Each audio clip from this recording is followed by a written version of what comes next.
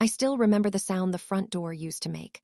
A soft click, followed by that gentle wooden sigh like the house itself was breathing you in. For years, that sound meant safety. It meant dinner was on the stove, the lights were warm, and no matter what the world had done to you outside, inside, you were home. I built that feeling with my own hands, not just the house, the walls, the roof, the floors, but the life inside it. Every scratch on the kitchen table, every faded mark on the hallway wall where my son's height had been measured year after year, those weren't imperfections. They were proof of time, of love, of sacrifice. I wasn't rich, never was, but I gave everything I had to that place. I remember working double shifts, coming home with aching bones just to make sure the mortgage was paid on time. I remember skipping things I wanted so my son could have things he needed, and things he didn't. Birthdays, school trips, that first bike he rode like he owned the world. Every moment, every dollar, every ounce of energy, it all went into building something that would outlast me, a home not just for me, but for him. So when he told me he was getting married, I didn't hesitate. I smiled. I hugged him. I told him this house would always be his too. And I meant it. The day he brought her home for the first time, I made sure everything was perfect. I cooked more food than 3 people could eat. I cleaned every corner twice. I even polished the old silverware I barely used anymore. She walked in with a polite smile, soft voice, careful eyes. "Your home is beautiful," she said. And for a moment I believed her. At first, everything felt right. She was respectful, at least on the surface. She helped clear the table, offered to cook once or twice, laughed at the right moments. I told myself my son had chosen well. There were small things, though. Things you don't notice at first because you don't want to, the way she would correct him quietly but sharply. The way her smile would disappear when she thought no one was looking. The way she would glance around the house, not with appreciation but with calculation. Still, I ignored it, because love, especially a parent's love, has a dangerous habit of turning warnings into whispers. They moved in after the wedding. I told them it was temporary. "Stay as long as you need," I said. "Save money, build your future." What I didn't realize was that the moment they carried their bags through that door, something shifted. It didn't happen all at once. It never does. At first, it was small. She rearranged the kitchen. "Just making it more efficient," she said with a smile. I nodded, even though I could no longer find half the things I'd used for years without thinking. Then she started making decisions. "We should repaint the living room. We should replace this furniture. We should update the locks." Each sentence started with "we." But somehow, it never included me. My son would nod along, distracted, tired, or maybe just unwilling to push back. And I stayed quiet. Because I told myself this was normal. Because I told myself this was what it meant to share. Because I told myself that a home built on love could never turn against you. But slowly, almost invisibly, I started to feel like a guest in my own house. Conversations would stop when I entered the room. Plans were made without me. Even meals I used to cook every night, became something I was invited to rather than responsible for. "Worry, we've got it," she would say. It sounded kind, but it felt like being replaced. The first real crack came one evening. I walked into the living room and saw strangers sitting on my couch. Boxes were stacked against the walls. My books, my photos, things I had collected over decades, pushed aside. "What's going on?" I asked. "Oh," she said casually, "we're redecorating. We needed space." There it was again. I looked at my son. He avoided my eyes. "It's just temporary," he muttered. Temporary, that word started to lose its meaning. Days turned into weeks, and the house began to change in ways I didn't recognize. My chair, the one I had sat in every evening for years, was gone. The old family photos were replaced with new frames, new memories that didn't include me. Even the smell of the house changed. It no longer smelled like home. It smelled like something borrowed. I told myself to be patient. I told myself this was just a phase. But deep down, something was tightening inside me, a quiet fear, a question I didn't want to ask. Where do I belong now? The answer came sooner than I expected.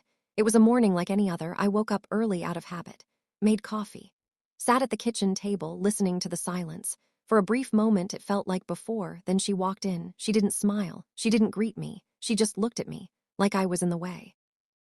"We need to talk," she said, those 4 words simple but heavy. I nodded, trying to keep my voice steady. "What about?" She crossed her arms. "This arrangement, it's not working." Heart skipped. "What do you mean?" She glanced toward the hallway where my son stood, half hidden, silent. "It's crowded. We need space, privacy." I let out a small, confused laugh. "This is my house." Moment the words left my mouth, I felt it, the shift. Her expression hardened. "Not anymore," she said. Silence that followed was louder than anything I'd ever heard. I looked at my son. He still wouldn't meet my eyes. What is she talking about? I asked him. He swallowed. Maybe it's time you thought about other options. Other options? I felt something inside me crack. You want me to leave? I asked. No one answered. But I didn't need them to. The answer was already there, in the way she stood, in the way he looked away, in the way the house I built, suddenly felt like it didn't recognize me anymore. I stood up slowly. This is my home, I said, my voice trembling despite my effort to control it. I raised you here. I paid for this place, every wall, every floor. And we appreciate that, she cut in, her tone sharp now. But things change, people move on. Move on as if I were something to be left behind, as if decades of sacrifice could be erased with a sentence. I looked at my son again. Say something, I pleaded. He finally looked at me, and in his eyes, I didn't see the boy I raised. I saw someone else, someone distant, someone who had already made his choice. It's for the best, he said quietly, for the best.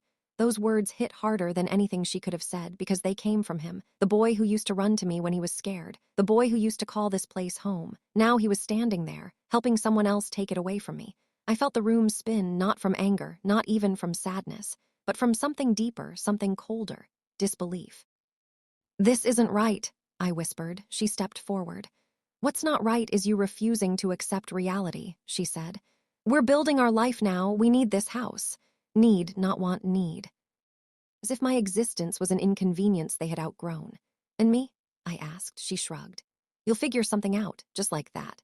A lifetime reduced to a problem to be solved. I don't remember walking to my room. I don't remember packing. I just remember the feeling, like I was watching my life happen to someone else. Each item I picked up carried a memory. Each memory felt heavier than the last. By the time I reached the front door, my hands were shaking. I turned around, looked at the house one last time. The walls, the hallway, the life I had built. And for a moment, I thought maybe they would stop me. Maybe my son would speak. Maybe anything would break the silence. But nothing did. The door opened, that soft click, that familiar sigh. Only this time, it wasn't welcoming me in. It was pushing me out. I stepped outside. And just like that, I was no longer home. The air felt colder, or maybe it was just me. I stood there for a long moment, unsure what to do, where to go, who I was without that place behind me, because it wasn't just a house, it was everything. And now it was gone, or so I thought. I walked down the driveway slowly, each step heavier than the last. Behind me, the door closed. No hesitation, no regret, just finality. I didn't look back again, because I wasn't sure I could handle it if I did. Hours passed, or maybe minutes. Time stopped making sense. I found myself sitting on a bench, somewhere unfamiliar, holding a bag that contained what little I had taken with me. My hands rested on top of it, empty, just like I felt. How did it come to this? That question played over and over in my mind. I gave them everything: trust, space, love, and in return I was discarded, like I never belonged there in the first place. But the more I thought about it, the more something didn't sit right. It wasn't just the betrayal, it was the certainty, the way she spoke. The way she acted like everything was already decided. Like the house was already hers, like I had no say. And that didn't make sense. Because I remembered something small, something I hadn't thought about in years. The paperwork, the documents, the ownership. I closed my eyes, trying to recall. I never signed anything, not fully, not completely. There was always something unfinished, a detail, a clause, a decision I had delayed. At the time, it didn't seem important. Now, it felt like everything. I opened my eyes slowly. For the first time since I stepped out of that house, I felt something other than pain, not anger, not yet. But something quieter, something sharper, doubt. And beneath that doubt, a spark. Because maybe, just maybe, the story wasn't over. And maybe I hadn't lost everything after all. The moment doubt entered my mind, everything changed, not all at once. Not dramatically. There was no sudden burst of strength, no instant transformation. Just a quiet shift, like a door inside me creaking open after years of being shut. I sat there on that bench, the weight of everything still pressing down on me, but now there was something else beneath it, a question. And questions have power. Because questions don't let you stay broken for long. They force you to look again, to think again, to remember. I closed my eyes and went back, not to the pain, not to the door closing behind me, but to something older. Something buried beneath years of routine and sacrifice. The paperwork, I could see it in my mind. The day I first signed the mortgage, the long conversations with the bank, the careful, deliberate way I had approached everything back then because I knew I couldn't afford mistakes. That house wasn't luck. It was strategy. It was caution. And suddenly I realized something that sent a quiet, steady pulse through my chest. I had never been careless with it. So how could I have been careless enough to lose it? I stood up slowly. For the first time since being thrown out, I didn't feel lost. I felt focused. There was only one place I needed to go. And for the first time, I wasn't walking away from my life. I was walking toward it. His name was Daniel. We hadn't spoken in years, not because anything had gone wrong, but because life has a way of pulling people apart when there's no immediate need to hold them together. He was a lawyer. More than that, he was someone I trusted. Years ago, when I first bought the house, he had helped me review the documents, made sure everything was in order, explained things in a way I could actually understand. Back then, I didn't realize how important that would become. Now, it felt like the only thread connecting me to the truth. His office hadn't changed much, same wooden desk, same stacks of files, same quiet, steady presence that made everything feel manageable. He looked up when I walked in. For a moment, he didn't recognize me, then his expression shifted, concern. "Are you all right?" he asked. I didn't answer right away because I didn't know how to explain it. How do you summarize betrayal? How do you compress decades of trust into a single sentence? Instead, I sat down, and I told him everything, not just what happened that morning, but everything leading up to it, the small changes, the subtle shifts, the moment I stopped feeling like I belonged in my own home. He listened. Didn't interrupt, didn't rush me, and when I finished, he leaned back slightly, his eyes narrowing not in confusion but in focus. "Did you ever transfer ownership?" he asked. The question landed like a stone dropping into still water. I said slowly. I talked about it, thought about it, but I never finalized anything." Nodded once. "Did you sign any documents giving them legal rights to the property?" "No." "Joint ownership, power of attorney, anything?" "No."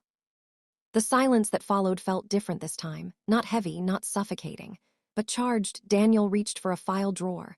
"Wait here," he said. He disappeared into the back room, leaving me alone with my thoughts.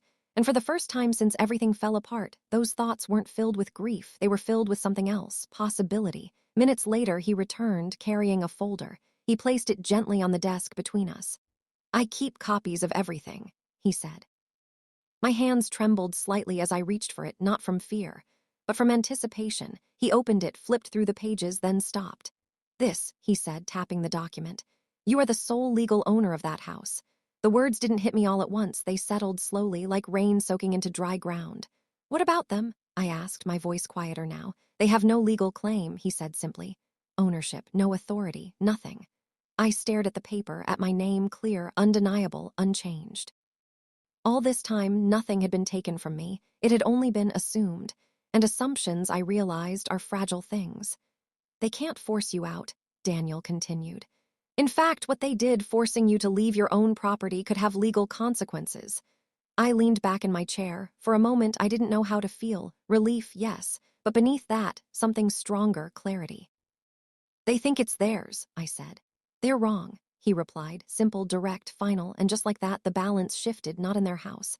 But inside me, I didn't go back right away. That would have been the old me, emotional, reactive, hopping for understanding, but something had changed. I wasn't looking for understanding anymore. I was looking for truth. And truth doesn't need to shout, it waits, it prepares, it acts when the time is right.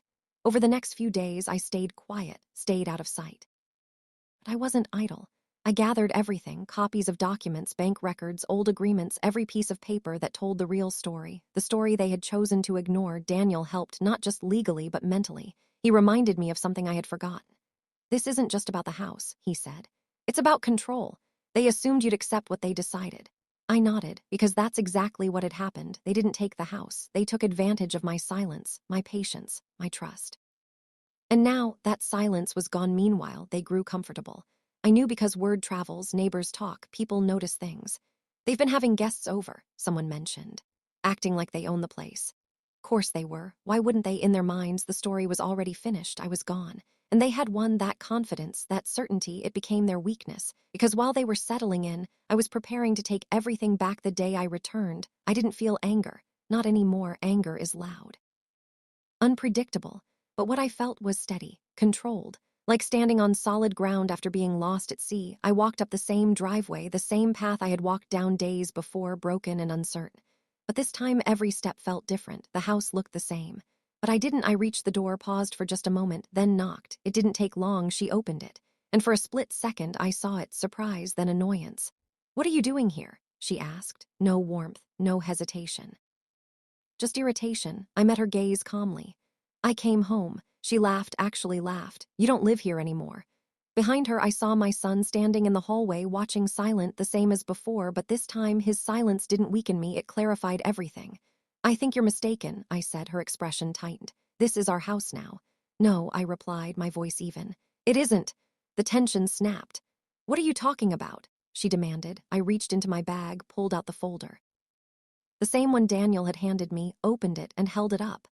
Name, I said quietly, is the only one on this property. She didn't react at first, because denial always comes before realization. That doesn't mean anything, she snapped. We live here, we've been paying. It means everything, I interrupted. And for the first time she stopped, really stopped. My son stepped forward. Dad, he began. I turned to him. Did you know? I asked. The question hung between us, heavy, sharp. He hesitated. And in that hesitation, I got my answer. He admitted. Of course he didn't, because he never checked, he never questioned, he just followed her, followed convenience, followed the path that required the least resistance, even if it meant leaving me behind. I nodded slowly. I never transferred ownership, I said. Not to you, not to anyone. The room felt smaller, the air tighter. You can't just come in here and say that, she said, but her voice had changed, less certain, less controlled. I don't have to say it, I replied. It's already true. I stepped forward, not aggressively, not forcefully, but with something far more powerful, authority, and this time she stepped back just a little, but enough to change everything. The conversation that followed wasn't loud. It didn't need to be, because truth doesn't argue, it reveals. You forced me out of my own home, I said. We didn't force you, she cut in quickly. You left. The lie came fast, desperate, but weak. Told me to leave, I said calmly. You made it clear I wasn't welcome. That's not illegal, she snapped. I agreed. But what you assumed after is silence, again, but this time it belonged to me. I'm giving you a choice, I continued, not out of kindness, but out of clarity. You can leave peacefully, or we can handle this legally. Son's face changed, fear, real fear. He asked. I said, because right now you're occupying property that doesn't belong to you. Looked at her, she looked at him. And for the first time, they weren't united, because the foundation they stood on was gone. They didn't argue after that, not really. Because there's nothing to argue when the truth is sitting in front of you, undeniable, unmovable, real. It took time. Packing always does. But this time, I wasn't the one leaving. I stood in the same living room, watched as they moved through the house. Their house, they had called it, their life, their future. Now reduced to boxes, temporary, just like I had been. The irony wasn't lost on me. But I didn't feel satisfaction. Not in the way I thought I would, because this wasn't victory, not really, it was correction. A resetting of something that had been twisted. When they were gone, the house was quiet again. But not the same kind of quiet. Before it had been empty, now it felt like something returning. I walked through each room slowly, touching walls, looking at familiar spaces, and unfamiliar ones, because even though it was mine again, it wasn't what it used to be. Something had changed, not the house, but me. I stood in the doorway of my room, the place I had packed my things just days before, the place I thought I had lost. And I realized something. Home isn't just where you build your life, it's where you're allowed to exist. And if someone takes that away from you, it doesn't matter how many memories are inside those walls. It stops being home. Later that evening, I sat in the kitchen, the same table, the same chair, everything back where it belonged. But nothing felt the same. Because now, I understood something I hadn't before.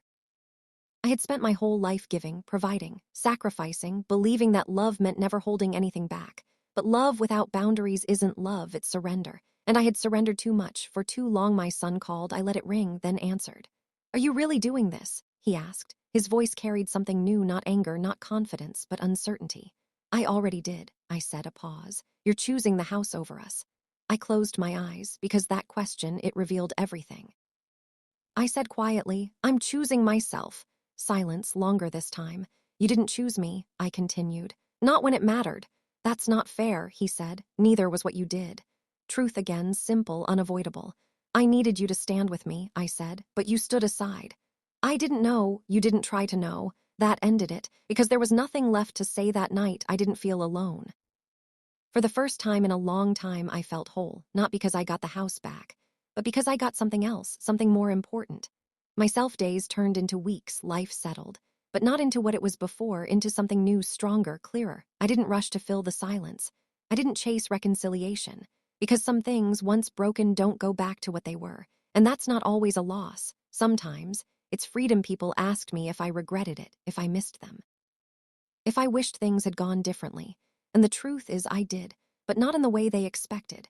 I didn't regret taking my house back. I regretted how long it took me to realize I had the right to the front door still makes that same sound, that soft click, that gentle wooden sigh. But now it means something different, not just safety, not just familiarity, but something stronger, ownership, not of the house, but of myself because, in the end, they didn't throw me out, they revealed something. Something I needed to see. That strength isn't loud, it isn't forceful, it doesn't beg, it doesn't chase, it stands quietly, firmly, unshaken. And when the time comes, it steps forward and takes back what was always its own, even if it has to stand alone to do it.